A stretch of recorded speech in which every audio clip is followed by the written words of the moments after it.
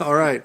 This is barista extraordinary, Johannes van Vloten. What we're going to do is heat the bottom with this Bunsen burner. It's going to be full of water. In the top vessel there's going to be a filter in the middle. We're going to put the ground coffee up in the top vessel.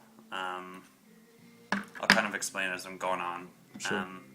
So what I did first, I just boiled a bunch of water to kind of hasten the project. Cool teapot. Yeah, Something new. totally ironic. So if I'm going to brew this, I know I'm going to do 21 grams each time.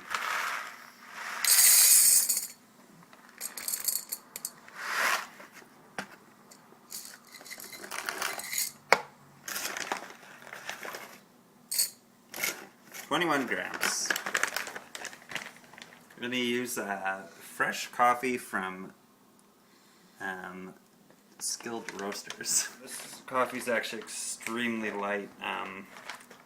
So companies like Ferdinand Parallel, what they seek to do is to buy higher quality coffee, and generally with that sort of coffee you want to roast it a bit less in order to bring out more the inherent qualities of the actual coffee.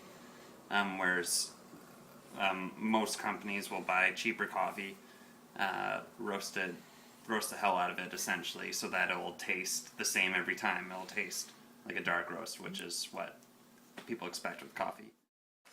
This is also barista extraordinary, so it's a group effort. Now, you're not just being quaint with this home grind. It's actually preferred, right?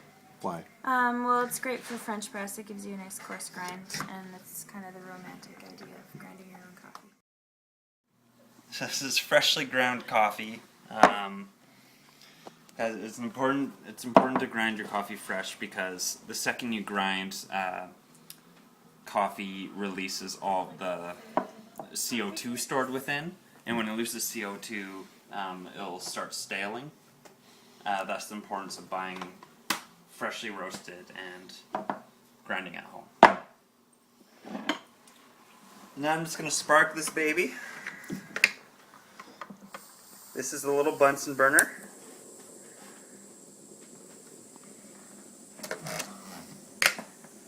So I'm really heating it until I start seeing a lot of bubbles coming up, because what it's going to do is create a bunch of pressure because of the heat, and then once all the pressure that I want is created, I'm going to seal it by just dropping this down, and then what's going to happen is it's going to force this hot water to the top, because obviously there's a lot of pressure here and a lack of pressure on top, so the water will suck straight up, where then I'll add the coffee.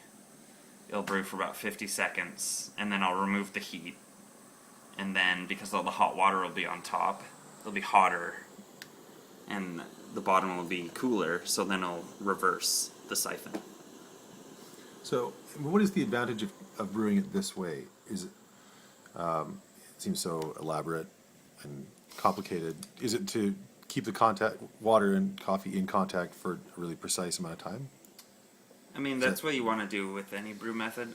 This one, you can't really say it's necessarily advantageous or over any other brew method, other than to say if you prefer cleaner coffee versus if you use a French press, you're going to get a lot more sediment, Right. Fuller body. So what this will bring out is a lighter body. It'll be a bit more delicate and really clean. All right, so now that it's boiling, I'm just turning my heat down a bit. It's important to keep your temperature somewhere between 195 Fahrenheit and like 203 Fahrenheit.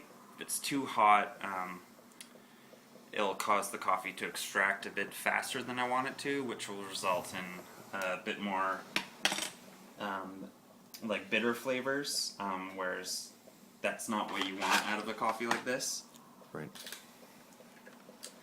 Okay, so now I'm gonna create a seal which will suck the hot water up to the top vessel. So you actually want less than boiling water, slightly less. Yes. So boiling temperature is 212. Generally 210 will be a bit too hot. So there are a few tricks. Like, what I'll often do is I'll have a thermometer in here where I can actually get an accurate reading of the temperature. But ideally, what you want to do is extract the coffee in the best possible way. So I'm just stirring it a few times because I'm pretty aware of how hot this usually gets. Stirring it will add more surface area to the water and thus cool it. All right, and then this is almost empty. And it won't go up any more than this. That amount of water is going to stay. So it's ready to go. Have my timer for 50 seconds.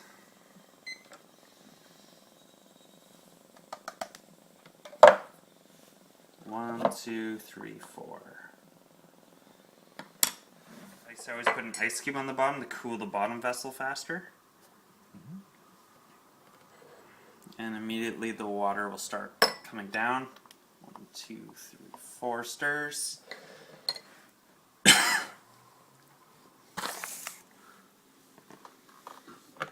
And that is the siphon.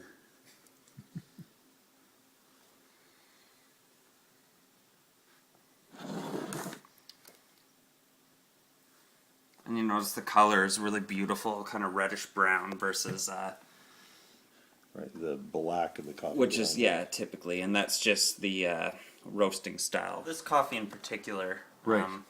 Not necessarily because it's siphoned, but because it's roasted so light.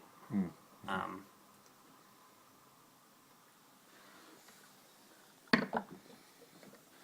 then you get this mound of grounds. Yeah. So this is always a good sign to kind of see what the coffee grounds look like.